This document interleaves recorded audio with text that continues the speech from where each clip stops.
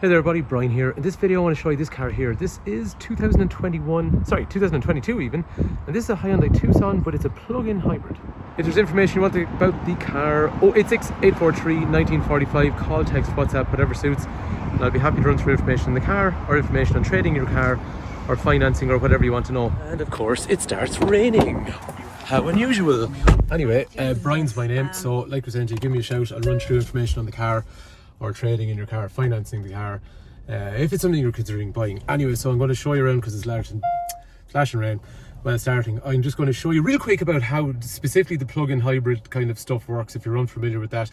So just to clarify, you can buy these cars in a diesel manual. You can also buy them in a petrol non-plug-in hybrid.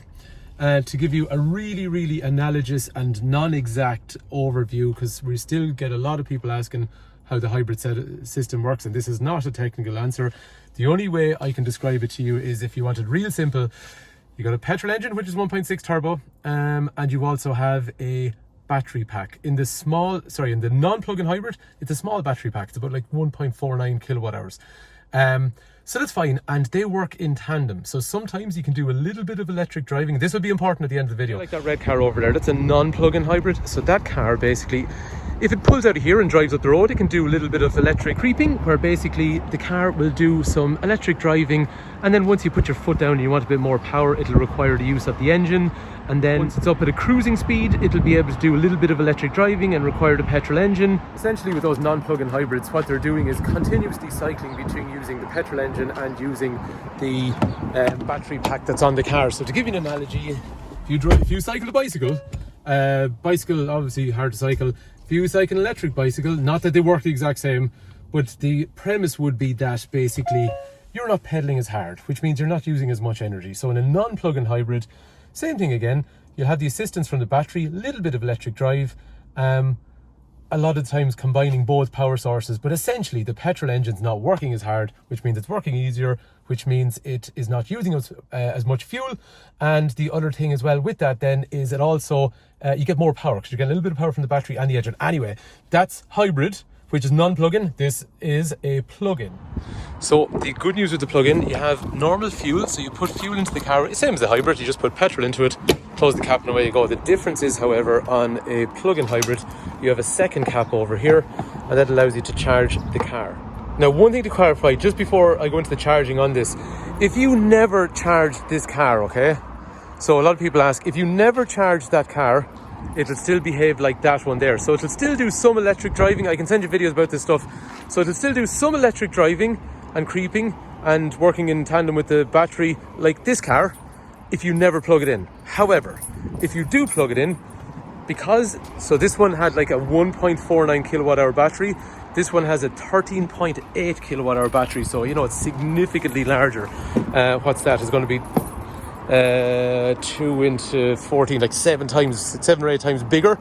And because of that, once I plug it in, it'll then tell me over here, oops, how long to charge. This one already was charged, so 95%, 7 minutes. 13.8 kilowatt hour battery. It's charging at about 6.3 kilowatt hours. If that battery was empty, you'd be talking about 2 hours, 2.25 hours to charge it up. But crucially, once I've charged it, now on this one, I can ask this car to drive fully electrically compared to the other one. So this one I'm asking the car, and when I do that, it's going to give me about 55 kilometers of full electric driving, whereas the other car, maximum you're ever going to get in it is maybe a kilometer, half a kilometer, you know, that kind of thing. It's little bursts here and there. So that's crucially the difference. If you're not aware of that, hopefully this has made sense, because you're now getting into a car that you can drive. If you did like a 50 kilometer round trip, you could treat this like an electric car. So that's the crucial part, whereas the other one you can't. However, if you don't charge the plug-in, then it'll just behave like the hybrid we talked about over there. Some people are going to be fully aware of this already, so I apologize if you're familiar with that information already. However, there's still, as far as I can see, a lot of confusion around the hybrid versus plug-in hybrid setup, which I'm sensing when I talk to people. So anyway, once it's charged, close that over. Anyway, let's have a look around some of the features on the outside and the inside. This car, we know it quite well, as in we know the customer quite well, that is, and you know, she had it since new, and it's one other car. So as with all Tucsons, they have that big imposing grille. Headlights are here, daytime running lights are there. All these plug-in hybrids no matter which one you look at in terms of specifications, they all come with these really nice 19-inch wheels, and they're diamond cut and shiny, and they look cool. But you know, so if you look at like a diesel one going up and down the road, like say that one over there, those wheels and the plug-in, they really make a difference. It makes it kind of really beefy and jeepy looking. I like black. It's one of my favourite colours on cars anyway, so I always think black cars, while they are you know, they need a little bit of upkeep to keep them really cool looking. If you keep them clean, they look awesome. If you don't keep them clean, but then again, you know what, if you don't keep any car clean, it doesn't look as nice. But I love black, so I just think it's classy and upmarket looking. Executive then will have privacy glass on the side rear windows, but a really nice looking vehicle.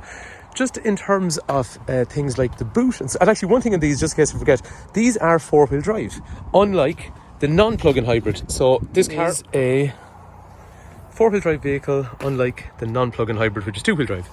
Fine. Down below here we have puncture repair. This cover goes over and it follows a rail, which is nice and easy to use. Boot is in nice condition. So like I was saying to you, the cars, I think it's been looked after really nicely. But then again, look, it's a really fresh car, so you'd expect it. Windows obviously are useful. The tint obviously looks nice on the outside, we saw, but it also is useful for stopping sun beating in on top of kids' eyes. Child locks. Rear window switches, brushed aluminium along here, nice white. So you see this kind of plastic along there, and then there's the kind of brighter kind of half leathery sort of plastic kind of finish along through there. The interior is super looking, so it's a grey. Some people would think it's beige, but actually the more you'll start to look at it, the more you realise it is grey. Looks really nice. It's in really nice condition. There's drinks holder in through there with an armrest that reclines. There's kangaroo pockets here. There is USB connectors by 2 down through there, but it is a nice, and apologies, I know it sounds like a big sales pitch ever, but it's nice condition. It is actually, this just feels like a car that's had an easy life, and I can recline the seats as well, so if you compare it there, it makes a big difference when you're sitting in the car. Headroom is good as well, but the bright interior is really nice. That bright interior only comes in certain colours, being black, grey, there's a winey kind of red colour, and there's an Amazon grey, which is a greeny grey colour. Again, same themes up along through here, more brushed aluminium and piano black, brushed aluminium, nice kind of plasticky leather sort of finish with same kind of materials along through there. Fine height adjustable driver's seat, lumbar support for lower back. Again, nice big chairs which have that grey leather. Just to make sure, I'm pretty sure it does, yeah. Height adjustable passenger seat. Thank God they're starting to do that, because there was too many cars that didn't have that, and you'd have 2 people sitting in a car at completely different heights. Just anyway. So storage, I'll show you that in a sec. Drive, that's a gearbox, I'll show you that in a minute. Fine. Sitting up front then, now you won't see it at the moment, but there is ambient lighting in here and down here, but you can't see it during the day. Electric windows and mirrors over there. This is things like controlling the trip information, cruise control in through here, lane keep assist to stop you drifting out of lanes. If you're curious as to what's on the trip, see the way I'm changing the information left to right. So the trips are usual things like settings and all that kind of stuff. If you want to, you can change things like how the cluster looks and the kind of theme that's on it, and it's cool kind of stuff. Other than that, then there's a couple of unique things that are on the plug-in. So along here, if you're driving the car, you can see it tells you the readout and what the 4-wheel drive system is actually doing at the time, so that's kind of cool. And the other thing then that's really crucial on this car is the range. So it's saying I've got 145 kilometers of range. 88 is basically like that car, so 88 is going to be in hybrid driving styles, which is a little bit of electric driving plus the petrol engine. And then crucially, 57 kilometers is going to be full EV drive, where it'll drive like a full electric car. So that sort of menu is unique to the plug-in hybrid.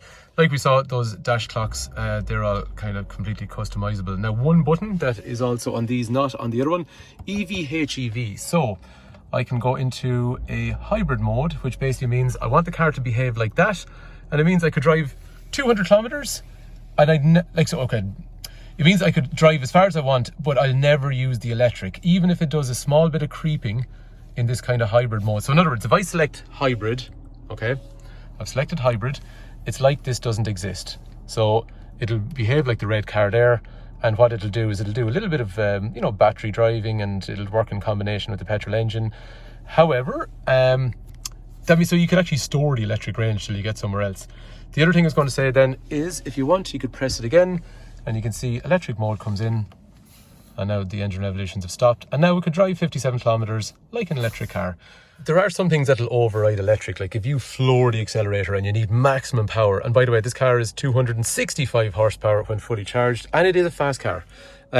Like cars I grew up when I was a young lad that were fast, that we thought were fast, family cars like these are as fast as they were. So there you go. But anyway, heated seats up through here. That's the camera. You can use the camera looking backwards while you're driving forward. So you'd say, why would I do that? If you had that facing down to see a child, which I've done myself, sometimes I use that as a rear view mirror. Right, after that then, the gearbox. Drive to go forward, reverse to go backwards, neutral, which you never really use on one of these, park. Then the handbrake is back here. So engage the handbrake. You can disengage it like that, but it automatically does so anyway.